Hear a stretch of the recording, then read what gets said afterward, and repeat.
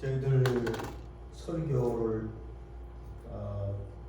저번 시간 율법과 예수님과의 관계 내용을 전부 보고 난 다음에 4시간을 가진 다음에 오늘 이제 다시 하나님의 나라로 돌아왔습니다. 말씀을 한번 저희들이 공독할 수 있도록 하겠습니다.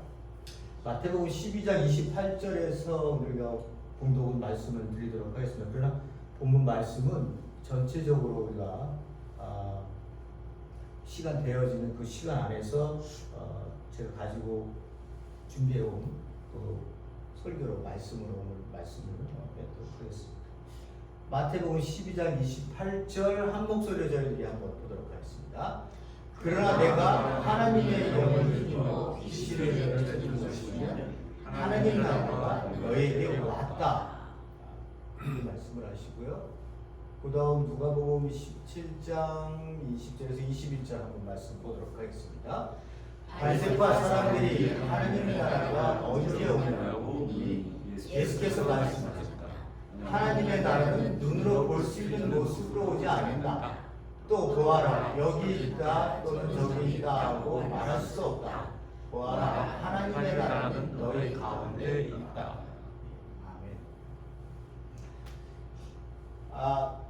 이제 두 문장은 이 두 본문의 말씀은 굉장히 예수님께서 말씀하셨던 선포하셨던 하나님의 나라가 이 땅에 왔다고 하는 어떤 확실한 증거를 보여주는 두 말씀입니다.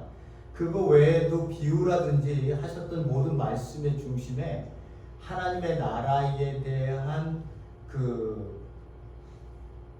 백성들에게 주어지는 말씀들이기 때문에 그 말씀들을 우리 그리스도인들이 들으면서 하나님의 나라가 이렇구나, 하나님의 나라가 이런 모습이구나, 하나님 나라가 이런 특징을 갖고 있구나라고 하는 것을 예수님이 계속 가르쳐주고 계십니다. 가실 때까지 가르쳐 주시잖아요.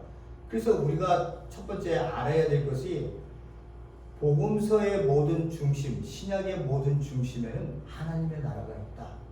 그 하나님의 나라를 반드시 이해를 해야만이 우리가 예수님께서 이 땅에 오신 목적을 분명히 알고 좀 더 성경을 우리가 가깝게 대해서 읽을 때마다 내가 이 땅에 왜 존재하는지, 교회가 왜 이 땅에 있어야 되는지를 알 수 있는 그러한 예수님의 말씀, 하나님의 나라에 대한 개념을 반드시 잡아야 된다라고 하는 것을 제가 다시 한번 여러분들에게 리마인드하고 계속해서 하나님의 나라에 대해서는 시간을 거쳐서 우리가 갈 것 같습니다. 여기서 두 번째, 지금 첫 번째 하나님의 나라가 이미 왔다 여기 말씀하시잖아요, 그죠? 여기 보면 하나님의 나라가 해스컴 여기 왔다, 이 현재 완료 아니에요? 어떤 과거에 어느 때부터 달려서 지금 이 시간까지 왔고 앞으로도 간다고 하는 의미가 있습니다. 두 번째 보면요, 여기 바리새인들이 하나님의 나라가 언제 오느냐 이렇게 물어보죠. 하나님의 나라가 뭐야? 하나님 나라가 그래서 너가 한번 설명해봐. 그게 뭔지 우리 모르거든. 이런 질문이 아니에요. 어떤 질문이에요? 하나님의 나라가 언제 오느냐고. 왜? 바리새인도 하나님의 나라가 온다는 거 다 알거든요.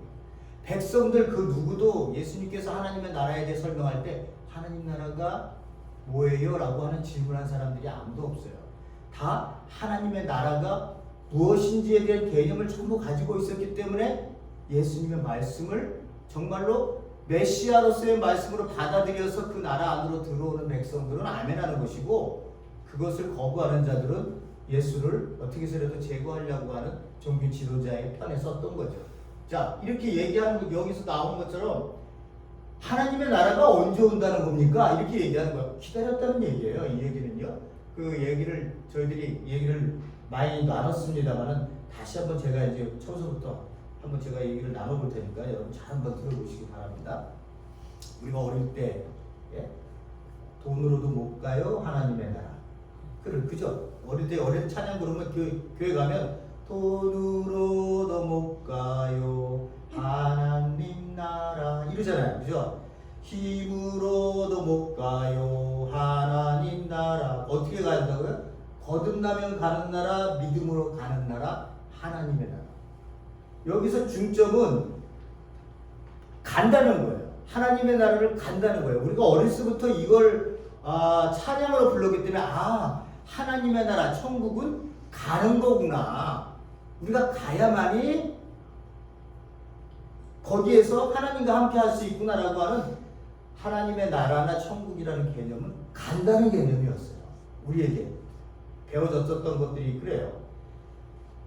이렇게 간다는 개념에서 간다고 개념을 하고 난 다음에 어릴 때는 배워서 커서 우리가 이제 그 신앙생활을 더 하게 되면 그때도 우리가 좀 계속해서 그런 의미로 목사님께서 사역자들이 전부 다 그렇게 말씀하시는 것을 봤습니다. 어떻게 해요? 회개하고 예수님을 믿으면 구원받고 천국 간다라고 하는 개념이에요. 요 딱 네 가지의 공식이 우리들에게는 굉장히 익숙합니다. 왜냐하면 그런 식으로 가르침을 가르쳐 주었고 그렇게 가는 것이 맞는 건지 알았어요.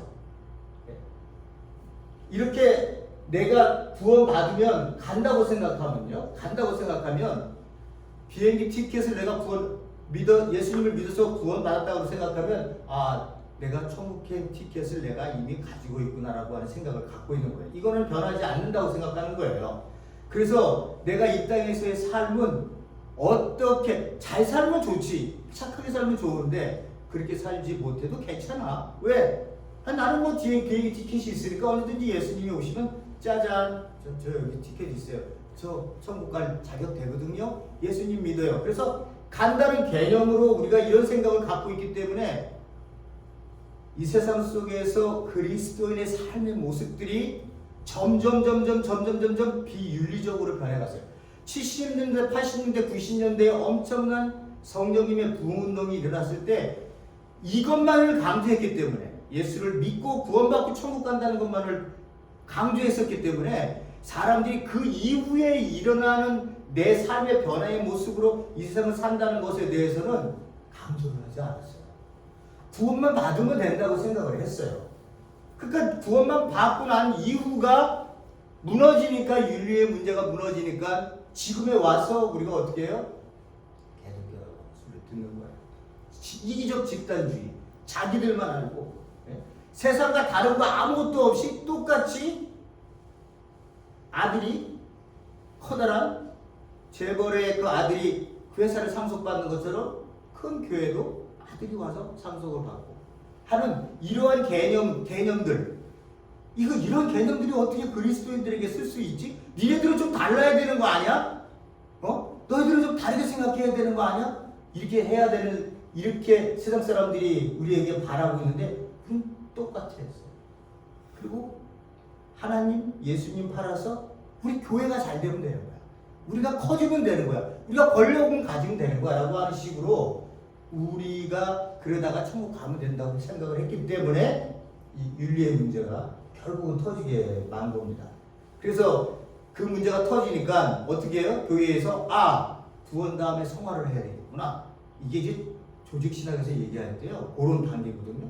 구원을 받으면 성화의 단계에 들어섰다. 이거를 단계적으로 이해를 하기 때문에 사람들이 그 다음부터 목회자들이 성화를 해야 됩니다. 우리 윤리가 너무 무너졌습니다.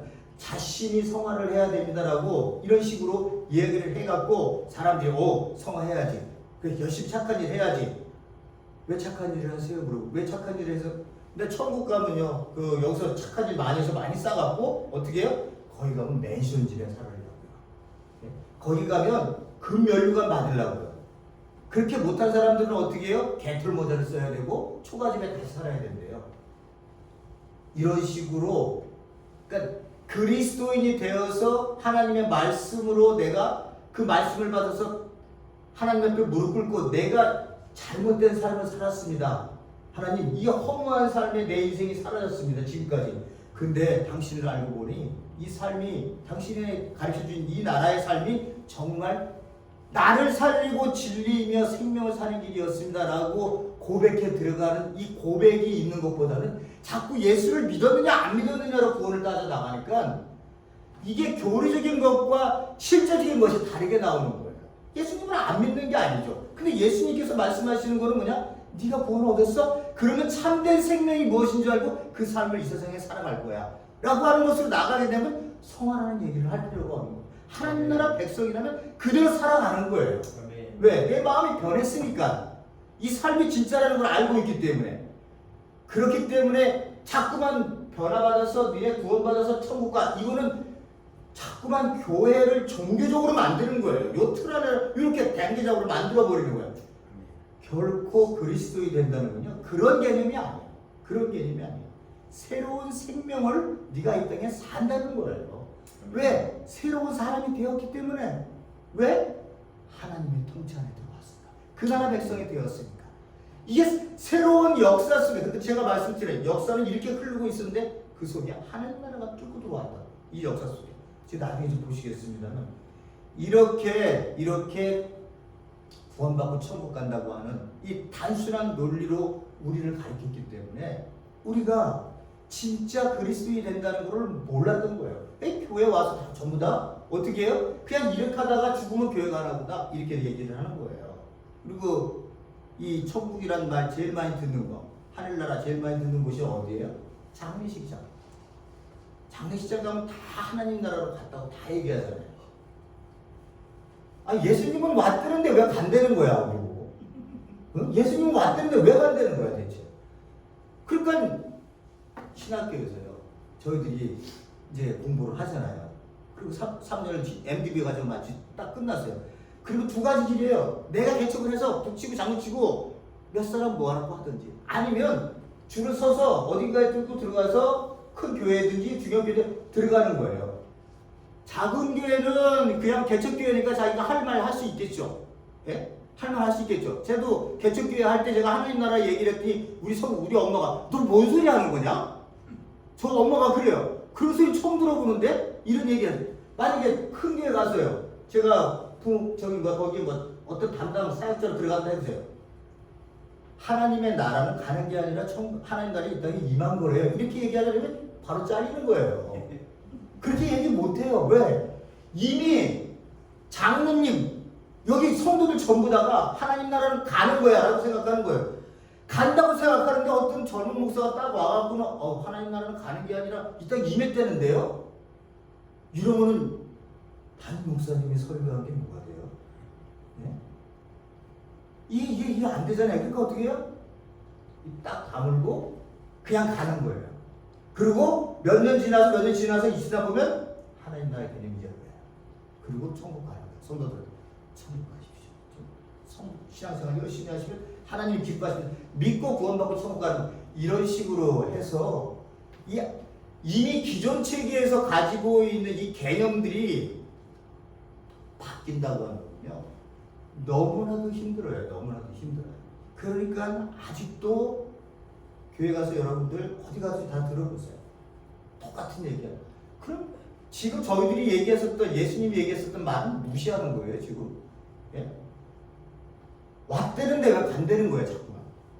그게 우리가 지금 가지고 있는 엄청난 큰 문제입니다. 이 문제만 정말로 하나님의 나라가 이 땅에 예수님을 통해서 그 나라를 세웠고 그 나라의 백성으로 이 땅에 우리가 살고 있습니다라고 이 삶 속에서 우리가 이 땅에 하나님 부르시는 날까지 하나님의 뜻이 이루어지기 위해서 우리가 이 땅에 살아야 됩니다라고 그렇게만 가르쳤어도 이 윤리의 구조는 이렇게까지 나오지 않아요.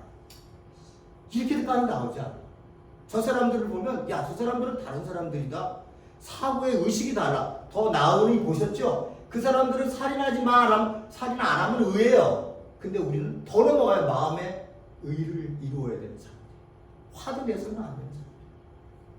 그런 일이 내 노력으로 되는 건 아니겠지만 어쨌든 가지고 있는 의가 이 평변한 이 일반 사람들보다는 훨씬 높은 의를 갖고 있어요. 이 사람들이 돈 갖고 싸우고 그럴 때 이 사람들은 그리스도인들이 넘어 있어요. 아이고, 저 없어질 것에 생명을 걸고 싸우고 있구나. 삶을 살지. 하나님이 주신 생명을 살지. 하나님이 이 땅에 보내신 생명을 살지. 왜 물질을 갖고 저렇게 싸우는 거야? 이렇게 우리가 타일러야 되는 사람들이에요. 우리는 세상을 보면서요. 그래야 어두움에 빛을 내는 사람들이 아니에요. 그죠? 근데 우리가 더 이기주의야. 교회가 더 우리끼리만 은혜 받고 뭐 거품 물고 써가지고 뒹굴로 별짓 다 해도 세상은 안 되네요. 세상에 나가 그렇게 살지 못하는데 어떻게 변하겠어요, 세상이? 왜 우리를 남겨놓으신 거야 대체? 예수님께서요. 네? 믿었으면 그냥 데려가 버리면 되시죠. 이런 것들에 대한 교회가 정립이 안 돼 있어요. 그러니까 교회는 끊임없이 종교 생활로 단단하게 더 단단하게 딱 굳어져 있어서 안 깨져요. 누군가 그걸 깨러 들어온 사람이 깨져요. 그리고 나가요. 힘이 들었어. 아니, 젊은 사람들이 저는 제일 불쌍해. 젊은 사람들. 그러니까 젊은 사람들이 교회에 없겠지만 젊은 사람들이 진짜 불쌍해. 오면 이게 11조, 주일 성소, 봉사 이 세 가지만 딱 알면 돼. 교회. 어떤 교수가 그랬잖아요. 야, 교회 가서 나도 한번 예수 믿으려고 그랬더니 딱 세 가지만 알면 되더라. 교회 열심히 나오고 11조 열심히 내고 봉사 열심히 하고 그걸로 끝나는 거야. 그래서 그렇게 얘기하는 거야. 이게 얼마나 우리가 잘못된 시장을 가고 있는 거예요. 제가 하나님의 나라가 왜 중요하냐? 예수님께서요. 사복음서 안에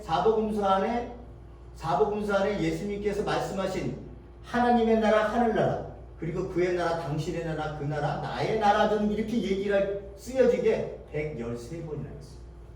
마태복음 51번, 마가복음 16번, 누가복음 41번, 요한복음 5번. 요한복음은 왜 이렇게 작으냐? 이건 1세기에 써있거든요. 1세기에. 거의 1세기에 쓰여요. 여기는 예레스에 쓴 마가복음이 맨 처음에 쓰여지고요. 그 다음 마태하고 누가는 그 뒤에 쓰여집니다. 동시에 쓰여지고. 얘는 60에서 70년대. 얘는 어떻게 해요? 거의 90년대. 1세기가 다 돼서 쓰여지기 때문에 이제 보는 각도가 좀 달라졌어요. 하나님의 나라가 그 각도가 달라진 게 아니라 좀 더 실질적인 얘기를 무지하게 해요. 예수님에 대해서. 우리가 피부로 와닿을 수 있을 만큼. 그래서 조금 적고요. 예수님만 직접 언급하신 것만 봐도 72회입니다. 그 외에 복음서 외에 사용한 서신서들에서는 이 29번이 나타나요. 그러니까 예수님께서 들어서자마자 때가 찼다, 때가 됐다, 하나님의 나라가 가까웠다, 너희도 회개하고 복음을 믿어야 된다고 얘기하신 그 처음이고 마지막 부활하셔서 승천, 이렇게 가시는 거거든요. 가시기 바로 직전에 40일 동안 제자들에게 나타나셔서는 하나님의 나라의 일을 가르쳐 주는 거예요. 왜 갈 때까지 가르쳐 줬을까? 왜? 이 나라는 이 세상에 한 번도 경험한 나라가 아니기 때문에 그 나라에 오는 백성들은 모든 것을 하나님, 예수님이 말씀하신 그 뜻대로 들으면서 배워야 되는 거예요. 배워야 내가 이 가르침의 뜻을 알게 됨을 통해서 아버지의 뜻을 행할 수 있는 거예요. 그래서 너는 너의 나라와 의를 구해라. 네가 주여 주여 한다고 다 들어가는 게 아니야. 하나님의 아버지 뜻대로 살아야 들어가는 거야. 이렇게 얘기를 하시는 거예요. 근데 모르는데 어떻게 행할 수 있겠어요? 그러니까 예수님은 그래서 저희들이 봤으니까 마태복음 5장서부터 시작해서 가르치시는 거예요. 그 나라가 이런 나라야. 그러니 백성들은 이렇게 살겠지. 그 아버지가 뭘 원하는지를 잘 너희들은 그거 알아야 되고 뭘 기도해야 될지를 알아야 돼. 또 뭘 먼저 구해야 될지를 알아야 돼. 이렇게 예수님이 계속해서 가시기 전까지 가르치는 거예요. 하나님의 나라, 하늘나라, 천국이 이게 같은 건가 아닌가 헷갈리실 사람들이 있으실지 몰라서 제가 뽑아왔어요. 자 보세요. 마태복음 12장 14절 요렇게 나와 있는 거 평행구절이라고 해요. 애들을 갖다 놓고 이제 예수님 설명하시죠. 보세요. 예수께서 가르치되 어린아이들을 용납하고 내게 오는 것을 금하지 말라. 천국이 이런 자의 것이니라. 마태복음은 뭐라고요? 마태는 하늘나라라고 하는 단어를 썼다고 했어요. 나머지는 다 하나님의 나라예요. 하나님의 나라, 하나님의 나라. 그죠? 얘 왜 그랬다고요? 마태는 유대인이면서 그리스도인이 된 사람들이기 때문에 이 금기어, 잘 안 쓰는 단어, 껄끄러운 단어, 하나님이라는 단어를 완곡적으로 표현하기 위해서 이거 하늘이라는 단어를 썼다고 그랬어요. 그렇다고 이걸 못 알아듣느냐? 알아들어요. 하늘에 높이 계신 분, 그럼 뭐예요? 하나님이라는 걸 알고 있는 것처럼 이렇게 하늘, 나라, 그러면 이건 하나님의 나라를 얘기하는 거지 말은 안 해도 안 해서 이미 알고 있는 거예요. 그걸 우리는 하늘, 천, 나라, 국, 그래서 천국 이렇게 얘기를 한 거예요. 그죠? 천국, 그랬더니 하늘의 우주의 공간, 국, 국가, 나라, 영토, 주권, 나라, 국민? 영토? 아무튼 세 가지가 있잖아요. 그죠? 그렇게 상상을 하니까 내가 죽으면 가신 곳이 우주의 공간에 공간에 있는 거기 어딘가 보다. 내가 죽으면 거기 가나 보다. 이렇게 생각을 해서 천국을 간다고 얘기하는 거예요. 그래서 이 개념을 잘 알아야 된다고 말씀을 드렸죠. 제가 이제 조금 말씀드립니다. 마가복음에서는요, 뭐라고 했어요? 예수께서 보시고 분이 여기 이르시되 어린아이들의 내게 오는 것을 용납하고 금하지 말라. 하나님의 나라가 이런 자의 것이니라. 여기 어떻게 해요? 하늘나라가 이런 자의 것이니라. 여기 보면 누가복음 18장 16절 예수께서 어린이들을 불러 가까이 하시고 이르시되 어린아이들이 내게 오는 것을 용납하고 금하지 말라. 하나님의 나라가 이런 자의 것이니라. 마가복음 누가복음은 하나님의 나라 똑같은 개념인데 여기서는 하늘나라. 그렇다면 하늘나라, 하나님의 나라가 틀린 거예요? 같은 거예요?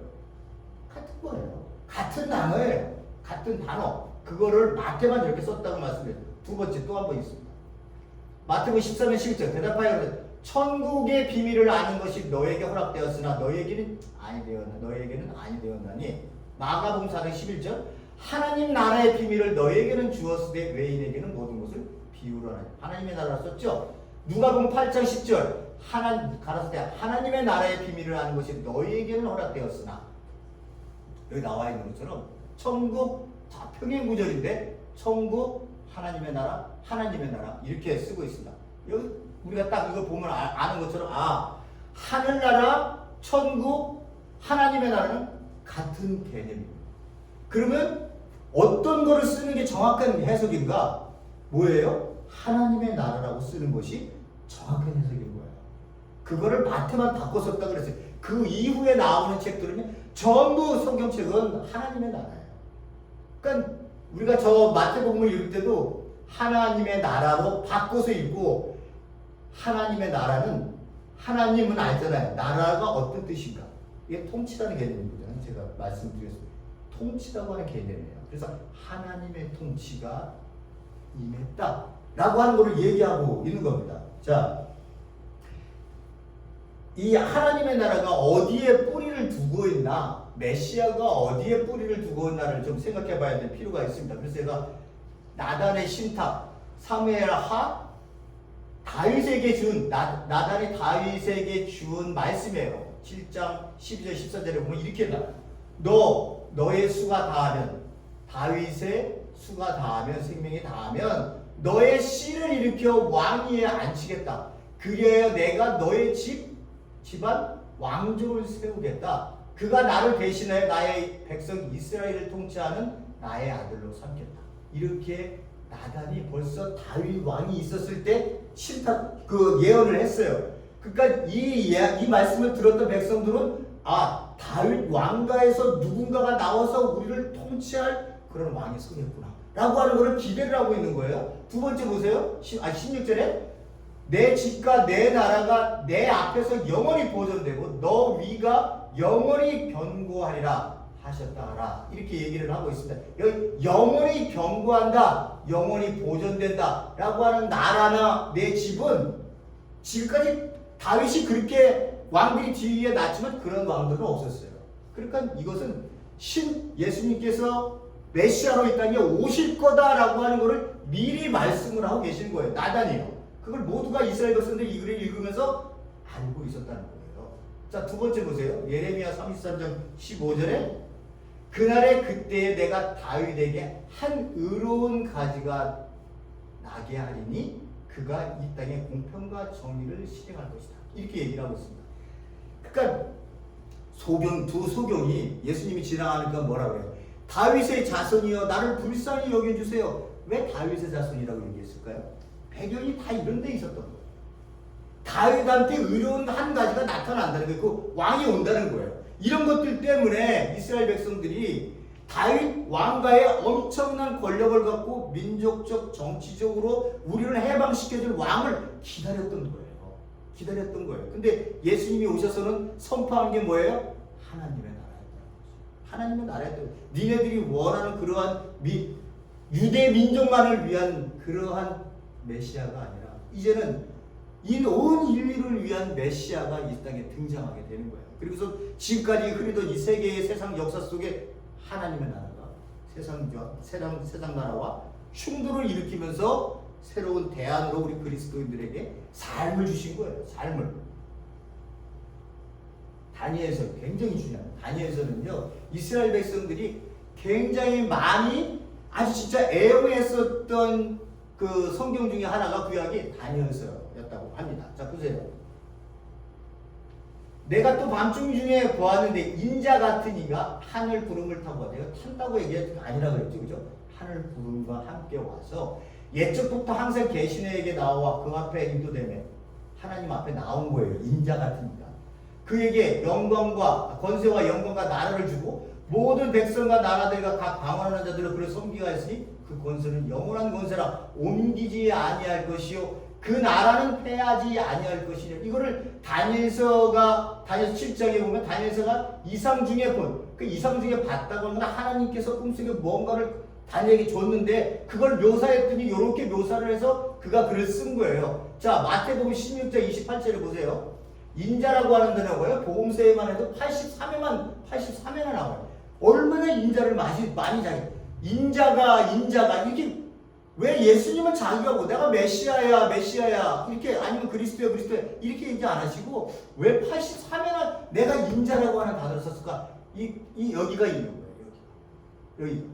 인자 같은 이가 하나님께 나와서 모든 권세, 이 나라, 이 세상에 대한 모든 영광과 권세 그 모든 것을 받으시는 거예요. 그 자가 이 땅에 온다는 거예요. 그 자가 이 땅에 온다는 거예요. 그러니까 이스라엘 백성들이 여기를 읽을 때마다 누구예요? 이 모든 권세를 하나님으로부터 받고 오는 인자가 오는구나. 사람 같은 더 son of man. 그 사람이 이 땅에 오는구나 라고 하는 걸 다니엘서에서 이 글을 읽는 이스라엘 백성들이 알고 기다렸던 거예요. 그들이 어떻게 할 때마다 짓밟힐 때마다 예수님 오실 때까지 그러셨던 거예요. 자, 그랬는데 예수님이 이제 거기에 대해서 자기를 표현한 부분 보세요. 83회가 있는데 제가 그냥 딱 여기에서 중요하다고 본 거 하나만 꺼낸 거예요. 마태복음 16장 28절. 진실로 너에게 이르니 여기 선 사람 중에 죽기 전에 인자가, 여기 인자예요. 인자가 그 왕권을 가지고 오는 것을 볼 자들도 있느니라. 이렇게 얘기했어요. 그럼 여기서 왕권을 가지고 오는 것을 볼 자도 있느니라. 그러면 그 당시에 있었던 제자들 중에 이런 얘기 들었을 때, 내가 죽기 전에 예수님이 재림한다는 얘기야? 제자들은 그렇게 오해하실 수도 있겠죠. 그러나 예수님의 의도는 뭐예요? 니네들이 기다렸던 이 인자가 바로 나야. 내가 왕권을 갖고 오는 것을 너희들이 본다고 내가 이렇게 얘기한 건 내가 이 나라와 권세와 영광 이 모든 것을 갖게 되는 일련의 사건들을 내가 일으킬 거야 라고 하는 거예요. 그게 뭐냐? 십자가에 내가 죽고 부활하고 그리고 승천하고 그리고 예루살렘을 심판하고 하는 이 권세를 가진 내가, 왕권을 가진 내가 이 모든 것들을 행하는 것을 너희들이 볼 거야. 그게 내가 온다는 의미야. 그러니까 예수님이 온다고 얘기를 하면 다 재림을 생각하면 안 되는 거예요. 이 얘기를 할 때 그럼 여기 있는 사람들 중에 왕권을 가지고 예수님이 재림하는 걸 봐야 되는 거 아니에요? 누가 봤어요? 예수님 재림도 안 했는데. 그럼 예수님 거짓말 하신 거예요? 아니잖아요. 그죠? 그러면 다르게 해석을 해서 봐야지요. 그걸 왜 자꾸만 묻게 돼요? 예수님이 재림에서 올 때를 얘기하는 거로. 그럼 죽은 사람 중에 여기서 지금 눈 뜨고 예수님이 먼저 죽었는데 그리고 눈 뜨고 있었던 제자들은 이거 보지도 못했는데 예수님이 거짓말한 사람밖에 안 돼요. 다른 각도가 있어요. 그거를 우리가 자꾸만 그렇게 어거지로 그렇게 해석을 하면 안 돼요. 내가 그 인자라는 거예요. 내가 모든 영광과 권세를 받고 내가 그 인자, 니네들이 다니엘 7장에서 읽었었던 그 인자가 바로 나야. 내가 와서 지금 왕권을 행사합니다. 여러분들에게 신구약 중간기, 지금 구약의 모습을 봤고요. 그렇다면 신구약 중간기 500년의 역사가 우리가 있다. 이거 제가 말씀을 드렸기 때문에 아시겠습니다만 500년이라는 역사 속에 어떻게 해요? 제국들이 아수르, 바벨론, 페르시아, 그리스, 포톨레미 왕조, 셀루쿠스 왕, 마카비 전쟁 100년이 나고요. 로마가 마지막 와서 63년에 깨고 마는 다시 점령하고만 이 기간이 500년인데 요 마카비 전쟁 제가 말씀드렸던 요 100년 약 100년 정도만 빼놓고 근 400년을 아수르부터 시작해갖고 로마에까지 어떻게 해요? 제국이 바뀔 때마다 계속 짓밟혔어요. 그때마다 이스라엘 백성들이 뭘 얘기했다고요? 하나님께 질문을 했습니다. 언제까지 우리 짓밟혀야 됩니까? 언제 우리는 이방 나라로부터 해방할 수 있습니까? 그 나라를 회복시키겠다고 하셨는데 그럼 메시아는 언제 오시는 겁니까? 하늘을 보고 울부짖으면서 400년 동안을 그들이 그렇게 살아왔어요. 제가 비교로 대한민국이 36년 동안 일본한테 그렇게 짓밟힐 때 우리 36년도 기다리기 힘들어서 민족 지도자들이 맨 마지막에 가서는 다 배신하잖아요. 거의 다 배신하잖아요. 그죠? 그 유명하고 똑똑했었던 모든 사람들이 그냥 마지막에 기다리다가 독립이 안 올 모양이야. 그래갖고 결국은 일본에 협조하고 그런 일들이 생겼던 거죠. 이 사람들은 36년이라 그거 500년이에요. 자기네들 100년이지만 이게 100년도 제대로 자기네들 지키지 못했어요. 그냥 갖다 바쳤어요. 로마한테다가. 우리 문제 좀 해결해 주세요. 그랬더니 폼페이오가 와갖고 그냥 먹어버린 거 아니에요. 예?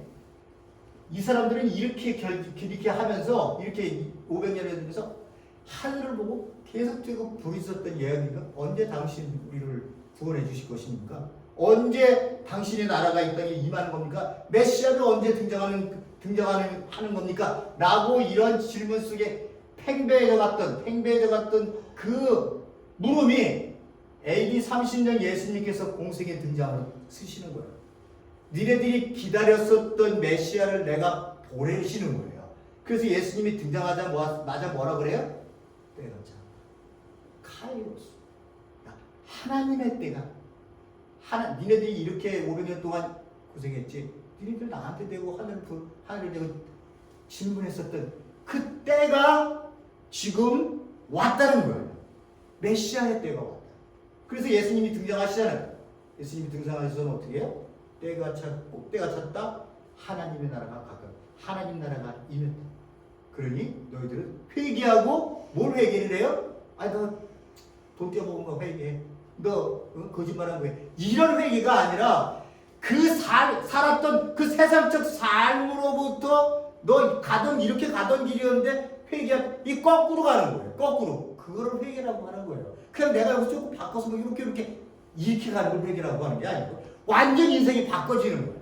그래서 내가 살았던 게 이게 죽음의 길이었구나 라고 하는 거를 알 수 있는 그러한 저 사람이 저렇게 걸었을 때 이게 반대로 사네? 라고 하는 걸 알 수 있는 그런 회개를 예수님이 요구하셨던 거예요. 그리고 뭐를 믿으라고요? 하나님의 나라의 복음을 믿으라.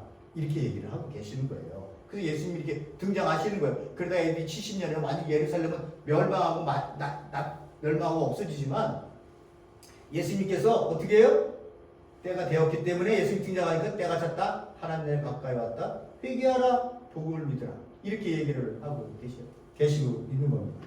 자, 예수님이 등장하셨어요. 그죠? 예수님이 등장하셨는데 예수님이 등장하셔서 때가 찼다. 하나님 나라 가까웠다. 하나님 나라가 왔다. 그러니까 회개하고 복음을 믿어라. 이렇게 얘기하셨어요.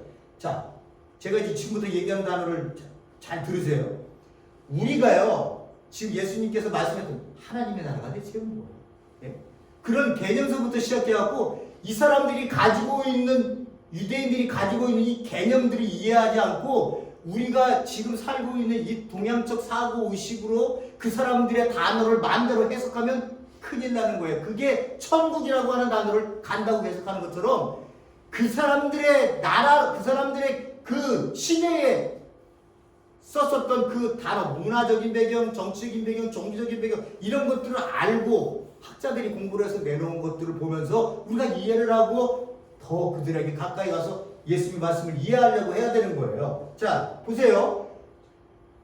다음 나오게 될 얘기들에 대해서 여러분들이 요걸 염두에 둬야 돼요. 이때 당시 예수님 등장하셨죠? 1세기예요. 그죠? 우리는 언제 살아요? 지금 21세기를 살고 있어요. 2000년의 갭이 있어요. 2000년의 갭이.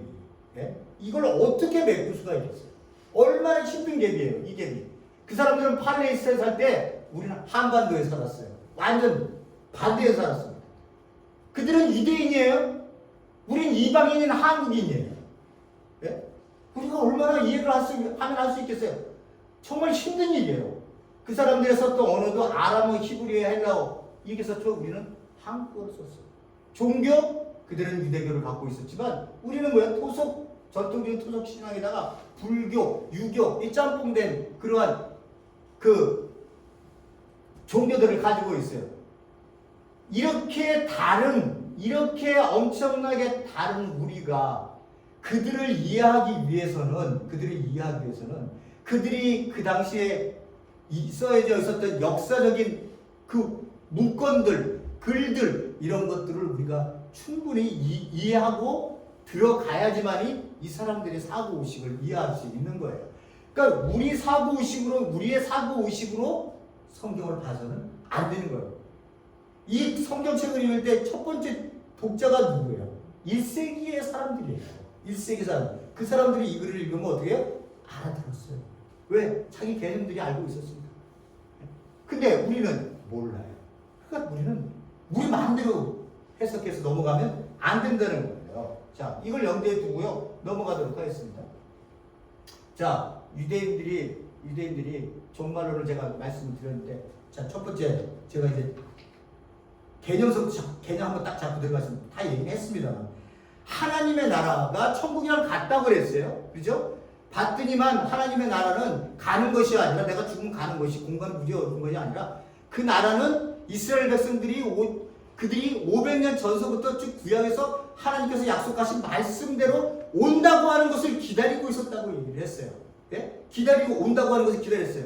근데 예수님이 오셔서는 뭐라고 말씀하시냐면 하나님의 나라가 가까이 왔다 이렇게 얘기했어요. 그러면 이스라엘 백성들은 그 의미를 들으면 무슨 얘기인지 알았어요? 우리는 몰라요. 그 의미가 하나님의 나라가 왔다요. 하나님의 나라라고 하는데 그 나라 우리가 지금 살고 있는 나라 이런 개념으로 이스라엘 백성들은 받아들이지 않았다는 거예요. 이 나라라고 하는 거는요. 구약에서 이 단어를 찾으면 한 200번이 나요. 말구투라고 하는 단어 200번이 나오는데 인간과 함께 썼을 때 하나님과 함께 썼을 때 이 단어들이 전부 통치, 지배, 왕권 이런 의미예요. 유대교에서도요. 500년 역사의 그 유대 문헌에서도 내려올 때도 거기서도 보면요. 이제는 바실레이아라고 하는 헬라어를 쓰는데 그 헬라어에서도 그때의 뜻도 하나님이 통치하심, 왕권을 행사하심 이런 뜻이에요. 나라 그러니까 주권, 영토, 국민. 이제 생각나요. 이거를 얘기하는 게 아니라요. 이거 얘기하는 그거 생각하시면 안 되는 거예요. 그러니까 하나님 나라가 있는데 그럼 나라, 주권, 영토, 국민. 이건 어디 있는 거야? 이렇게 생각하시면 안 돼요. 이건 우리 사고의식이에요. 이런 사고의식은요. 이 사람들은 어떻게 했어요? 하나님의 나라 그러면 하나님께서 통치하시는 왕으로 이 땅에 오신다고 합니다. 라고 하는 그걸 잊어버리시면 안 되는 거예요. 이 땅에 오셔서 하나님이 통치하시는구나. 하나님의 왕권이 행사되시는구나. 하나님의 통치 아래 백성들이 모여서 그 나라가 가고 있구나. 시작이 되었구나. 언젠가는 그 나라가 끝이 있구나라고 하는 것을 예수님이 말씀해주고 계시는 거예요. 그러니까 우리의 사고의식으로 나라를 개념을 생각하면 안 되고 그것은 하나님의 나라 그러면 하나님의 통치하심, 하나님의 왕 되심, 하나님의 왕으로 이 땅을 다스리심라고 하는 개념으로 우리가 서야 된다는 거예요. 자, 보세요. 이스라엘 백성들이 어떤 생각을 갖고 있었나? 1세기에 어떤 생각을 갖고 있었나? 이렇게 여기 봐보세요. 여기 딱 여기 이쪽은 2세대예요. 지금 살고 있었던 세대. 그때 1세기가 여기가 딱 있었다고 쳐보세요. 이때는 뭐예요? 이 시대, 자기네들이 살고 있는 시대를 이 시대라고 여기고요. 오는 세상이 있었어요. 오는 세상이 오는 세상인데 요 오는 세상은 요 분기점이 딱 서서 주의 날, 여호와의 날, 메시아의 시대, 하나님의 나라의 도래가 이 역사의 분기점이 되는 거예요. 요 분기점으로 이 시대, 여기는 이 시대고 여기서 메시아가 와서 이날 등극을 하시면 오는 세상이 오는 거예요. 이스라엘 백성들 그렇게 생각했어요. 이게 그들의 종말론이에요. 종말론. 그러니까 이 시대에는 누가 통치를 해요? 사단이 통치를 해요. 어둠과 죽음이 지배하는 세상이에요. 예? 하나님이 오시면 이스라엘 백성들은 이 오는 세상이라고 생각했던 이 세상을 요한복음은 영생이라는 단어로 많이 써요. 영생. 이게 하나님의 나라의 도래 같은 거예요. 같은 거예요. 우리는 영생 그러면 영원히 끝도 없이 사는 거 이렇게 생각하잖아요. 그건 우리식 사고의식이고 유대인들은 어떻게 해서요? 오는 세상이 영생이다 이렇게 생각했어요. 그 생명을 사는 거예요. 생명을 사는 거. 여기 봐보세요. 이렇게 오시면 누가 하나님의 나라가 임했어요. 그럼 누가 통치해요? 하나님이 통치하시는 거예요. 그래서 빛이며 생명으로 가득한 세상이 가득한 시대가 요 오는 세상에 이 세상을 기다렸던 거예요. 이스라엘 백성들은 누가 오는 거예요? 하나님이 오시든지 메시아가 오시든지 해야 되는 거예요. 그게 역사의 분기점으로 여기에 딱 와 있는 이 사람이 그렇게 생각했던 거예요. 근데 누가 왔어요? 예수님이 오셨잖아요. 예수님이 등장을 하신 거 아니에요? 역사를 가르친 거 아니에요? 예수님이요. 역사를 가르쳤는데 이 세상 사람들은 이 세상 기다렸던 사람들은 어떻게 해요? 메시아가 예수라면 왜 이 나라가 이렇게 비치며 생명으로 가득하게 모든 것이 확 변해야 되는데 변한다는 의미가 어떤 의미예요? 이방 악을 물리치고 악의 세력들을 모두 물리치고 거기에 하수에 있는 이방의 제국의 나라를 모두 이방 나라를 파해서 모두가 예수 그리스도 앞에 무릎을 꿇고 이스라엘 백성들 앞에 무릎을 꿇고 이스라엘 백성들은 잔치를 벌리는 그런 날이 와야 되는 게 그 오는 세상의 개념인데 예수님은 오셔서는 딱 하시는 말씀이 때가 차서 내가 왔는데 하나님 나라가 지금부터 시작된다 이렇게 얘기하시고 변한 게 없잖아요. 아무것도 변한 게 없잖아요. 그러니까 안 받아들이는 거예요. 하나님의 나라를 얘기하면 이 사람들의 개념은 어떻다고요? 완전히 뒤집어진 세상이 와야 되는데 안 온 거예요. 그리고 예수님은 하나님의 나라만 계속 얘기해요. 그리고 뒤에 보면 로마 병정들이 그냥 칼 차고 그냥 기다려 그 무기를 들고 초막 걸어가고 아직도 우리는 포로야. 지배를 받고 있어. 그 백성들은 그러는 거예요. 이스라엘 아까도 보셨잖아요. 바리새인 언제 온다는 거야? 하나님 나라가 언제 온다는 거야? 가지고 있었던 종말관에 대해서 이스라엘 백성들은 이런 의식을 갖고 있었지만 예수님이 가지고 온 나라는 예수님이 가지고 온 종말은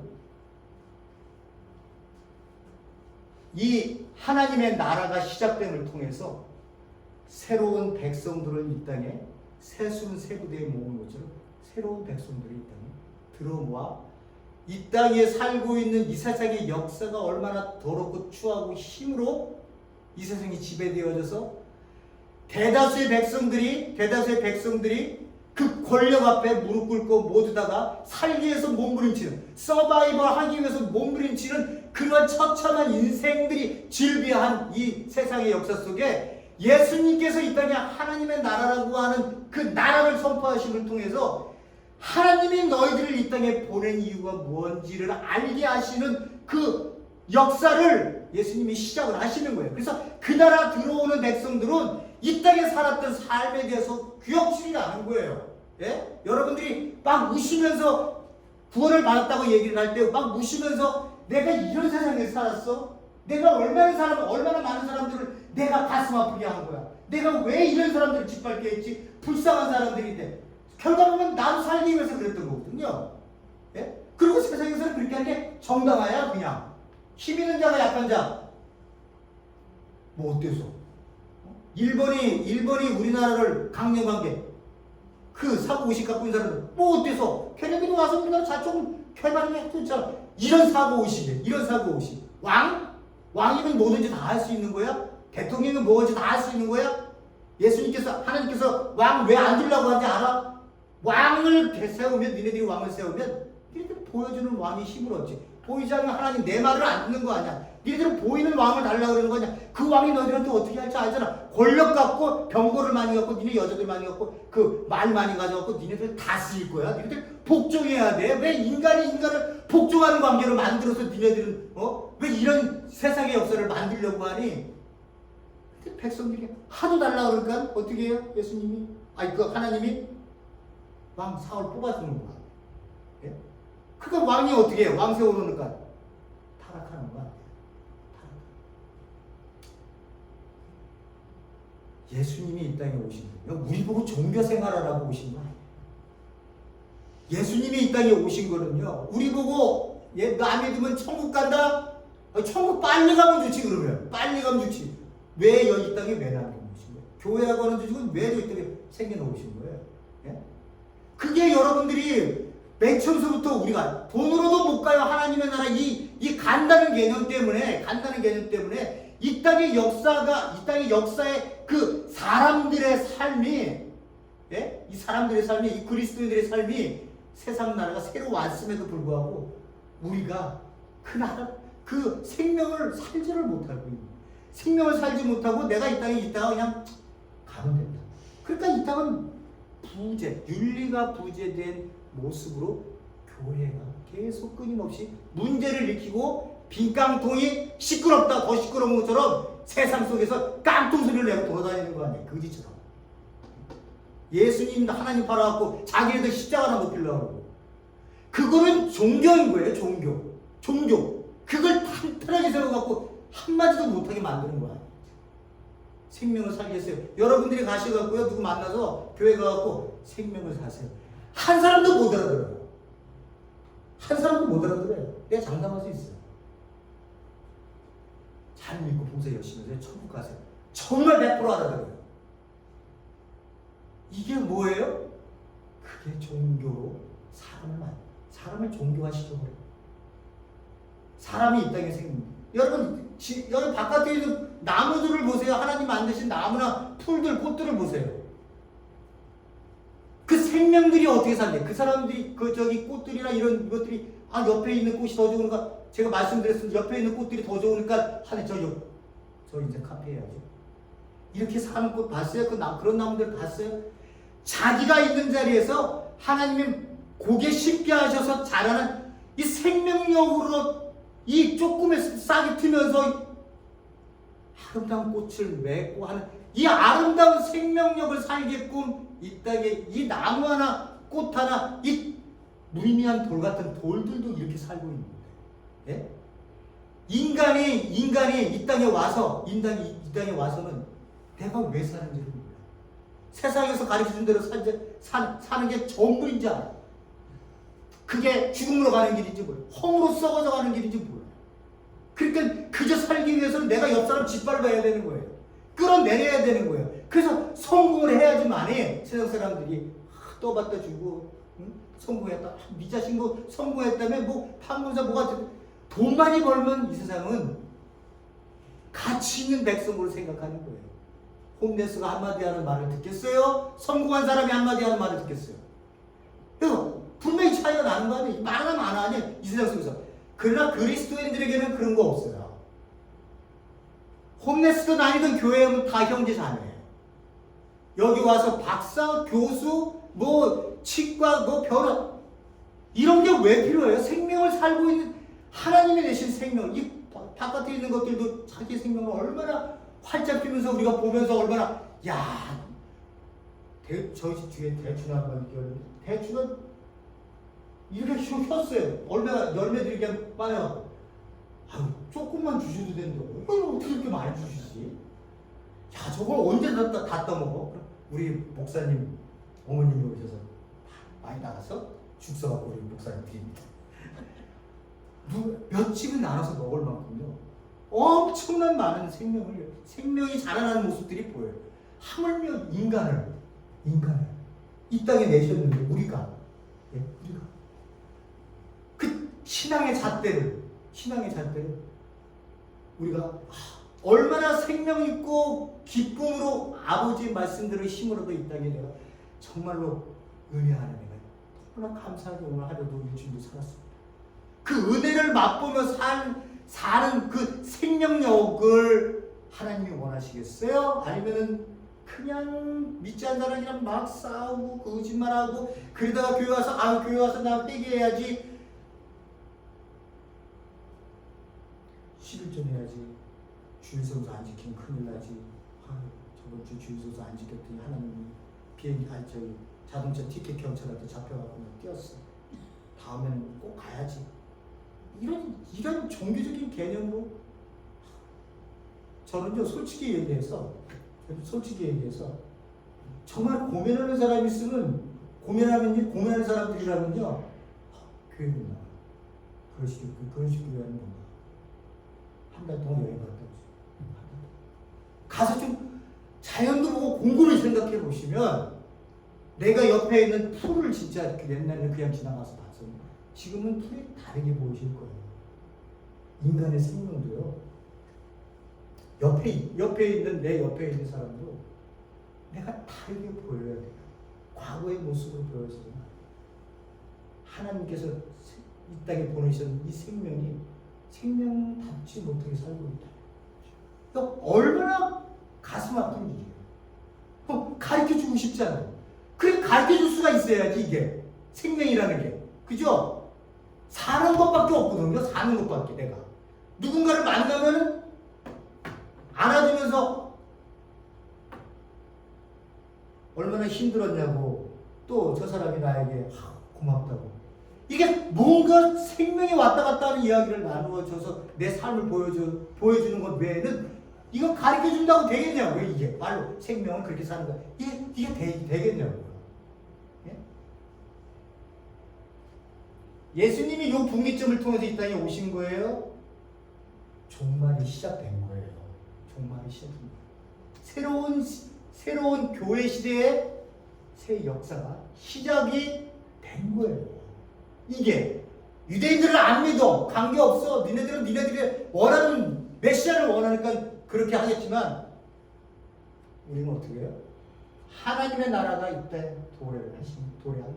새로운 역사가 시작되었고 우리 그리스도인이라는 사람들이 예수를 따르는 제자를 하는 사람들이 등장하기 시작한 데가 예수님이 이 땅에 오신 역사의 분기점으로 시작이 된 거예요.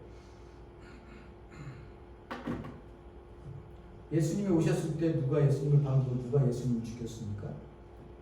예수님을 반겼던 사람은 가난하고 소외되고 정죄받고 죄인이라고 손가락질 받던 유대 백성들. 새로운 시대의 소식을 그 사람들은 마다할 이유가 없었던 사람들이에요. 새로운 세상만을 원했던 사람들이에요. 그래서 구약성경에 보면 가난한 자에게 복음이 전파된다요. 우리 가난한 사람들이에요. 돈을 가졌느냐 안 가졌느냐 이 문제가 아니에요. 우리는 불쌍한 존재였어요. 그래서 하나님을 찾게 됐고 메시아인 예수를 찾게 된 사람들.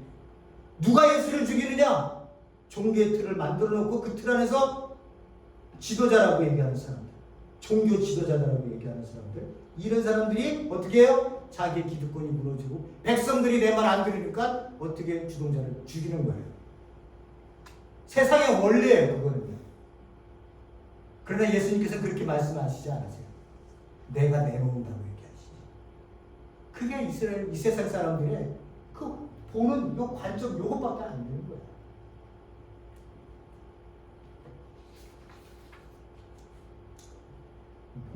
오늘 말씀을 뵙도록 하겠습니다.